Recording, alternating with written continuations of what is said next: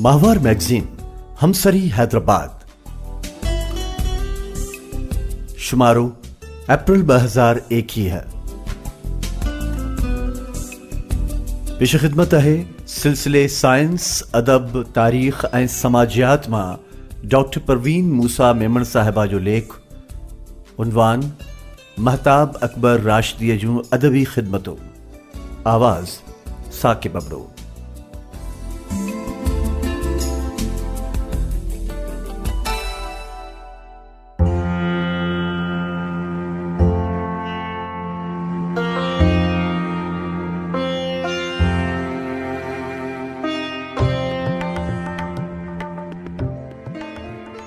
खिल जी हीअ ज्वालामुखी जंहिंमां टहिकड़ा टांडनि जियां बह बह कंदा आहिनि पंहिंजी खिल ते खोड़नि खे खामाईंदी आहे, किन खे मुश्काईंदी आहे ऐं कुझ खे इन खिल ते खिलाईंदी आहे।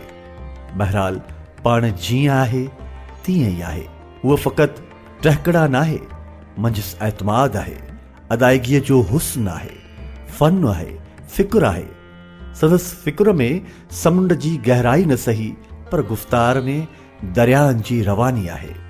मथियां जुमला ख़ैरुन्निसा जाफ़रीअ महताब अकबर राशिदीअ खां वरितल इंटरव्यू बउनवान खिल जा खस्तूरीअ में संदसि बाबति लिखिया आहिनि। बदरुन्निसा महताब चन्ना सिंधी इल्म अदब ऐं फ़न जे उफ़क़ ते हिकु रोशन सितारे जियां जरकंदड़ शख़्सियत तौरु अहम नालो आहे। 14 अगस्त सन 1947 ते नए दिरे लाड़काणे में मोहम्मद ईसा चन्ना जे घर में जन्म वठंदड़ हिन न्याणीअ ॻोठ खां अमरीका ताईं जो इल्मी सफ़र जाॻियो। संदसि वालिद हैदराबाद में तइलीम खाते सां लाॻापियल रहियो ऐं पंहिंजे औलाद जी तरबियत ते वॾो ध्यानु ॾिनाई। संदसि औलाद तइलीम याफ़्ता आहे।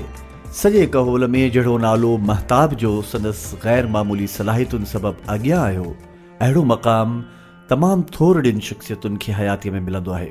वो नंढपिण खां ई इंतहाई ज़हीन, ज़िम्मेदार, बाहिम्मत ऐं ख़ुदादाद ख़ूबियुनि सां नवाज़ियल रही आहे। हैदराबाद जे Meera high school, Zubaida government girls college ऐं सिंध यूनिवर्सिटीअ मां तइलीम हासिल करण बाद फुल ब्राइट स्कॉलरशिप ते अमेरिका जी यूनिवर्सिटी ऑफ मैसेच्यूसेट्स एमरेट मां पॉलिटिकल साइंस में डिग्री वरिताई। महताब अमली ज़िंदगी जी शुरूआति सेंट मैरीज़ कॉन्वेंट स्कूल में दर्सो तदरीस जे ज़रिए सन 1969 में कई। सन 1973 में इंटरनेशनल रिलेशंस डिपार्टमेंट सिंध यूनिवर्सिटीअ में लेक्चरर जी हैसियत में ज्वाइन कयाई, जिते पोइ एसोसिएट प्रोफेसर, चेयरपर्सन ऐं डायरेक्टर इंस्टीट्यूट ऑफ सिंधोलॉजी रही। 1988 खां पोइ सिंध हुकूमत जे मुख़्तलिफ़ खातनि में हुन इंतज़ामी उहिदनि ते कमु कयो, जंहिंमें सेक्रेटरी कल्चर खातो, director general environmental protection agency, secretary social welfare, women development, secretary तइलीम, सेक्रेटरी इंफॉर्मेशन, डायरेक्टर जनरल मुहतसब आला, आख़िर में secretary inter provincial coordination department जे उहिदे ते सन 2007 में रिटायर कयाई। महताब साहिबा 22 सालनि जी उम्र में अमली ज़िंदगीअ जो आगाज़ हिकु उस्ताद जी हैसियत में कयो ऐं मुस्तक़िल नौकरीअ दौरान उहे 11 साल शागिर्दनि जी दिलपसंद उस्ताद रही ऐं बाक़ी सॼो वक़्तु संदसि ज़िम्मेदारियूं इंतज़ामी रहियूं। इन खां सवाइ उहो केतिरनि ई वॾनि इदारनि जी रुकनियत रखंदड़ रही आहे त समाजी तंज़ीमुनि जी सलाहकार ऐं ताहयात मेंबर बि आहे। 20 फरवरी सन 1981 ते संदसि शादी सैयद अकबर हुसैन राशिदीअ सां थी। खेसि 2 पुटनि जो औलाद आहे। महताब अकबर राशिदीअ जो ताल्लुक़ फ़न जी दुनिया सां अणटुट आहे। रेडियो पाकिस्तान हैदराबाद हिन ॾिस में संदसि पहिरीं सुञाणप रहियो आहे। सन 1965 खां सन 1967 ताईं रेडियो जे ड्रामनि में कमु कयाई, जॾहिं त कराची टेलीविज़न ते सन 1974 खां कमु शुरू कयाई ऐं ॿियनि चैनल्स जीअं KTN ते पिणु ख़ासि संदसि वरितल सियासी ऐं इल्मी ऐं अदबी शख़्सियतुनि जा इंटरव्यूज़ ऐं प्रोग्राम अहम आहिनि। हम TV मशहूरु चैनल जे ॻच अरसे खां बोर्ड ऑफ डायरेक्टर्स में शामिल आहे। संदसि रेडियो ऐं टीवीअ जे अहम प्रोग्रामनि में सुगड़ियुनि सथ, सूरज शाखूं कढियूं, जहिड़ा गुल गुलाब जा, गीतनि भरियूं कहाणियूं, रोशन तारा, फरोज़ान, अपनी बात, साथ साथ ऐं ॿिया शामिल आहिनि। सियासत में सन 2013 में पेर पाताई। मौजूदा वक़्तु सिंध असेंबलीअ में मुस्लिम लीग फंक्शनल तरफ़ां औरतुनि जी मख़सूस निशिस्त तां मेंबर तौरु सरगर्म अमल आहे। मथे तो हो मैडम महताब अकबर जो तारुफ। हाणे मां पंहिंजे मज़मून जी असुल मौज़ूअ ते थी अचां, जेको आहे महताब अकबर राशिदीअ जूं अदबी ख़िदमतूं। महताब चन्ना जे नाले सां अदब में लिखण जी शुरूआत कंदड़ हिन लेखिका पंहिंजी तहरीर नवीसीअ जी इब्तिदा मज़मून नवीसीअ सां कई। शुरू दौर में चंद कहाणियूं लिखियाईं, पर पोइ संदसि तवज्जो मज़मून, मकाला, कॉलम, मुहाग, मुक़दमा ऐं ॿियूं तहरीरूं रहियूं। संदसि सॼो कमु नसर सां लाॻापियल आहे। खेसि शाइरीअ सां शग़फ़ आहे। पंहिंजी तहरीरुनि में सुहिणा शेर इस्तेमालु करे थी त केतिरियुनि तक़रीरुनि ऐं कंपेयरिंग में संदसि ज़ुबानी सुहिणी अदायगीअ सां बहितरीन शेर ॿुधण लाइ मिलनि था। पंहिंजे कलम मार्फत हिन नसर जे लिखण खे तरजीह ॾिनी आहे, जो सिंधी, उर्दू ऐं अंग्रेज़ी ज़ुबान में मौजूदु आहे। संदसि लिखियल केतिरो मवाद टिड़ियल पखड़ियल आहे। ऐं सम्झां थी जेकॾहिं इन खे तरतीब ॾेई शाया कयो वञे त हूंद नवनि मौज़ूअनि ते सुठा नसरी किताब तयारु थी वञनि। संदसि लिखियल कहाणियुनि, मज़मूननि ऐं कॉलमनि में आज़ादीअ जी जिद्दोजहद में सिंधी औरत जो किरदारु, सरतियूं सन 1990, थर ऐं असां, सरतियूं सन 1990, तो जिनी जी तांघ से सजण सफ़र हलिया, कहाणी माहवार नई ज़िंदगी, दिसंबर सन 1963, मुहाग मुरातुल जमाल, सैयद हसामुद्दीन राशिदीअ जो किताब सन 1984, इंस्टीट्यूट ऑफ सिंधोलॉजी। अवामी आवाज़ में आयल कॉलमनि में कुझु त थियणो आहे, वरी मौलाना शीरानी, ऐनक केर मटाए, अंत जी इब्तिदा ऐं ॿिया शामिल आहिनि। हुन मुसलसल 2.5 साल अवामी आवाज़ में कॉलम लिखिया आहिनि। संदसि लिखियल कहाणियूं नई ज़िंदगी ऐं बादल में शाया थियल आहिनि त मज़मून ऐं कॉलम अवामी आवाज़, काविश ऐं उर्दू अख़बार आजकल में छपियल आहिनि। उर्दू तहरीरुनि में मुल्क तक़सीम हो सकता है, ज़मीन तक़सीम नहीं हुआ करती, सिंध की समाजी हालत, अजरक की सनत ऐं ॿिया आहिनि त अंग्रेज़ीअ में पिणु लिखियो अथसि। महताब जी तहरीर नवेसीअ मां हेठि चंद हवाला ॾियां थी त जीअं पढ़ंदड़नि खे संदन लिखियल नसुर जी आगही थिए। कहाणी जे सुफ़े नंबर 40 मां पेश ख़िदमत। कुंवार जे वॻे में तूं ॾाढी ख़ुशि ऐं सुठी पई लॻी ऐं मुंहिंजी दिलि मां इहा दुआ निकिती त ख़ुदा करे तूं हमेशह अहिड़ीअ तरह ख़ुशि हुजी। छोकिरियुनि उन ॾींहुं केतिरा ई गीत ॻाता, टिमकंदड़ तारनि जा गीत, टिड़ंदड़ गुलनि जा गीत, जुगारींदड़ झरननि जा गीत, इंतज़ार जा गीत ऐं लाफ़ानी प्यार जा गीत। उन वक़्तु तूं पाण बि गीत पे लॻीअं, बहार जो सुरीलो गीत। काश तूं कॾहिं वीरान ख़िज़ा जो मरसियो न थी हा। 29 मई सन 2016 अवामी आवाज़ में छपियल कॉलम मां हिकु इक़्तिबास। औरतुनि जी तज़लील में अॼुकल्ह पंजाब ऐं सिंध जो मुक़ाबिलो ज़ोरनि ते आहे। लॼा लुट जे वाक़िअनि में अखियुनि खां माज़ूर छोकिरीअ खे बि को बख़्शण लाइ तयारु कोन्हे त पेर पेर पंधु करे पाड़े जे हट तां खट मिठड़ा वठंदड़ मासूम न्याणी बि वहशी इंसान नुमा जानवरनि जे जिनसी हवस खां महफ़ूज़ न आहे। महताब अकबर राशिदी साहिबा केतिरनि ई किताबनि जा मुहाग ऐं वणंदड़ मुक़दमा लिखिया आहिनि। संदसि नसुर शानाइतो, सेबतो ऐं दिलपज़ीर आहे। किताब ते कुझु लिखण खां अॻु तमामु ध्यान सां उन किताब जो जाइज़ो वठणु संदसि अवलीन कमु हूंदो आहे। पोइ 2 अखर या मुहाग लिखियो अथसि। Institute of sindhology J director या सिंधी सकाफ़त खाते जी सेक्रेटरीअ जी हैसियत में संदसि निगरानीअ में जेके किताब छपिया उन्हनि ते लिखियल संदसि मुहाग वणंदड़ आहे। जीअं सिंधी सहाफ़त जी इर्तिका, नाटक, लतीफ़ी सुर, शाहाणू शाह, सुर ॾहर, देसी सेण कजन ऐं ॿिया किताब आहिनि। मुरातुल जमाल पीर हसामुद्दीन राशिदीअ जे पसंद जे शाइरनि ते मुश्तमिल डायरी किताबी सूरत में सन 1984 में इंस्टीट्यूट ऑफ सिंधोलॉजी शाया कई, जंहिंमें अदी महताब लिखे थी, पीर हसामुद्दीन राशिदी मरहूम प्यारी शख़्सियत ऐं जॻ में ख़ुशबू वांगुरु फैलजंदड़ किरदार ऐं ज़हन जो मालिक हो। मरहूम न रुगो तारीख़दान पर पंहिंजी शख़्सियत जे मुख़्तलिफ़ पहलुअनि सां तारीख़ साज़ बि हो। पाण न रुगो तारीख़ साज़ हो पर तारीख़ में ज़िंदा रहण वारी शख़्सियत बि हो।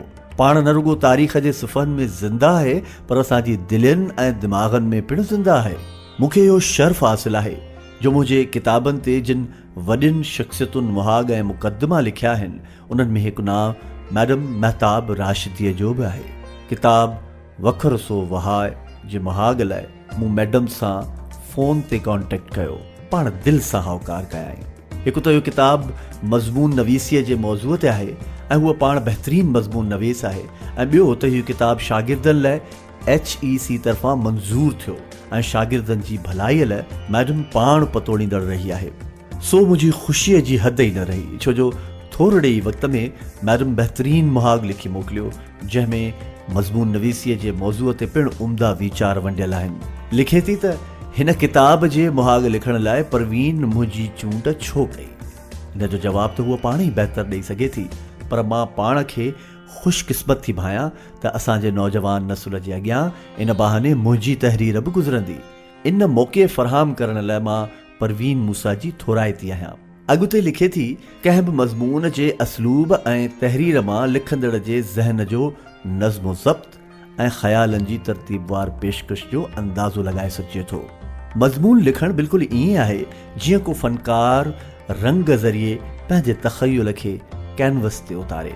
उन तस्वीर खे तख़लीक़ करण में जीअं सोच जी यकसुई, बुरुश ऐं रंगनि जे मेलाप सां निकितल मुतवाज़ी ऐं मुतवाज़िन ख़ुतूत जी ज़रूरत थिए थी, अहिड़ीअ तरह ई मज़मून लिखण लाइ बि मौज़ूअ ते बार बार गौर ऐं सोच ऐं ज़हन अंदरि उन खे पचाइणु अवलीन शर्त आहे। सुठे मज़मून लिखण लाइ हक़ाइक़ जो गॾु करे उन जो तरतीबवार इस्तेमालु ऐं पंहिंजे तजुर्बे ऐं मुशाहिदे जो इस्तेमालु ई मज़मून खे बामक़सद बणाए थो। मैडम राशिदी हिन मुहाग में पंहिंजे किताब सां गॾु मज़मून नवीसीअ ते जो लिखियो आहे, उहो संदन इल्मी शौक़ ऐं मालूमात जो चिट्टो दलील आहे। आउं सम्झां थी त अदी महताब जे लिखियल मज़मूननि खे सहेड़े जो किताब तयारु थींदो, उहो यकीनन सिंधी अदब में मज़मून नवीसीअ जे किताबनि जी खोट जे पूराए लाइ अहम क़दम शुमार थींदो। मैडम जे अदब, सक़ाफ़त, मीडिया ऐं सियासत हर हंधि ख़िदमतुनि जी फ़हरिस्त तवील आहे, जंहिंजी ख़बर संदसि बाबति सवानही किताब मां पवे थी। महताब शख़्सियत, किरदार, मञता किताब ख़ूबसूरत मज़मूननि ते आधारियल आहे, जंहिंमें अदी महताब जे बाबति घर भातियुनि, दोस्तनि, महिरबाननि, गॾु कमु कंदड़नि, अदीबनि ऐं आलिमनि जा मज़मून आहिनि, जंहिंमें खेनि मुख़्तलिफ़ हवालनि सां मञता ॾिनी वई आहे।